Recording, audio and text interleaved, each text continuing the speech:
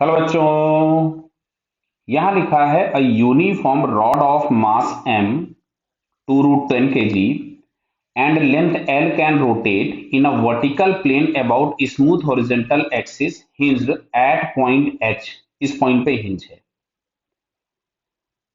Find angular acceleration of the rod just after it is released from the initial position making an angle 37 degree with the horizontal from rest। Clear है? तो चलिए सबसे पहले हम लोग इसका angular acceleration find कर ले। तो बेटा यहां कहीं से एक mg लग रहा होगा। अब जो mg के अगर हम कंपोनेंट्स करें, क्योंकि mg का एक कंपोनेंट टॉर्क देगा, ये एंगल 37 होगा। दिख रहा है आप लोगों को, शायद सभी लोगों को।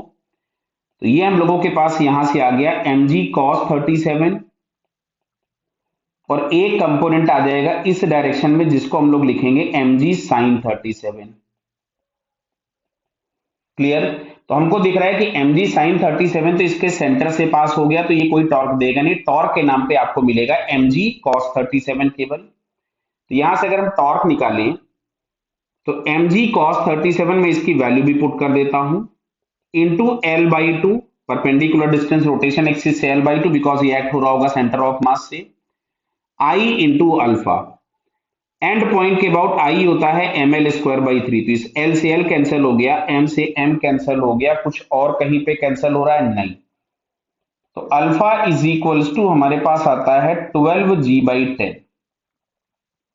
तो जो एंगुलर एक्सेलरेशन हम लोगों के पास आ गया 12g/10, इसको हम 6g/5 भी लिख सकते हैं, 2 से अगर हम उड़ा दें। क्लियर है? तो ये हम लोगों के पास आ गया दिस मच ऑफ रेडियन पर सेकेंड स्क्वायर। क्लियर? अब आगे क्वेश्चन में ये तो एक पार्ट पूछा गया था, हो गया। दूसरा पूछा है find force exerted by the hinge just after the rod is released from rest. Clear है? तो देखिए अब यहां से हम लोग दो कंपोनेंट कोई भी ले लेते हैं जो यहां से नॉर्मल लग रहा है। इसको कुछ भी हमने इधर की तरफ में मान लिया, मान लो n1 नॉर्मल है कोई, और एक इस डायरेक्शन में होगा n2 नॉर्मल। क्योंकि जब इस सर्कुलर पाथ पे चलेगा तो इस पे सारे फोर्सेस जो होंगे वो along the radius and perpendicular to the radius ही एक्ट होंगे। तो अब अगर मैं लिखता हूं परपेंडिकुलर टू द लेंथ या perpendicular to the radius of circle, तो इक्वेशन मिलेगी mg cos 37 minus n1 is equals to m into at। एक टेंजेंशियल एक्सेलरेशन होगा इस वाले पॉइंट का। क्लियर है? बताइए, क्योंकि अगर एंगुलर एक्सेलरेशन प्रेजेंट है तो टेंजेंशियल एक्सेलरेशन होगा। अच्छा, टेंजेंशियल एक्सेलरेशन होगा कितना? तो इसको मैं लिखूंगा L/2 इंटू एंगुलर एक्सेलरेशन। और एंगुलर एक्सेलरेशन अभी अभी हम लोगों ने निकाला था 6g/5। तो यहां से हम लोग इसको लिख सकते थे 3Lg/5। क्लियर? इस 2 से हमने इसको यहां पे कैंसिल कर दिया। क्लियर? चलिए अब आते हैं यहां पे। तो n1 इज इक्वल्स टू मिलेगा mg cos 37 हो गया था 4/5। मैं n1 को इधर ले गया और m इंटू एटी को इधर लाऊंगा तो माइनस हो जाएगा। और at बराबर हमारे पास मिल रहा था, कुछ तो कहीं गड़बड़ कर दिया, देखिए जरा। हाँ देखिए देखिए, पकड़ में आया। ये alpha is equal two divided by यहाँ पे 10 होगा, ये 5l होगा। क्लियर है? तो यहां से हम लोगों के पास ये l आएगा, ये कैंसिल हो गया। क्लियर? तो ये जो बीच में हम लोगों को यहाँ पे l दिख रहा है ये गायब हो जाएगा। मतलब फाइनली हम लोगों के पास केवल यहां से मिलेगा 3g/5। थोड़ा सा ध्यान रखेंगे, अदरवाइज गड़बड़ हो सकता है। जैसे मेरे से तो गलती हो गई अभी ये, बट पकड़ में आ गई क्योंकि इन्होंने आखिरी में ये भी पूछ दिया था। ये नहीं पूछा होता तो हो सकता है क्वेश्चन का आंसर गलत भी निकल जाता। क्लियर है बेटा? चलिए तो फिर अभी आगे बढ़ते हैं। गलती समझ में आ गई आपको? ठीक है। तो यहां से मिलेगा 4mg/5 minus m into eighty, और एटी हमारे पास था 3g/5। क्लियर बेटा? तो 4 में से 3 चला गया तो ये बचा mg/5। मतलब जो n1 था वो ये आ गया mg/5। अब सुनो, अच्छा n2 देखो, इसकी अभी कोई वेलोसिटी नहीं है, इसका ओमेगा 0 है, इसका v 0 है। तो यहां से हमको पता चलता है कि जो सेंट्रीपिटल एक्सेलरेशन 0 है, मतलब सेंटर के लॉन्ग जो फोर्सेस हैं वो बैलेंस्ड हैं।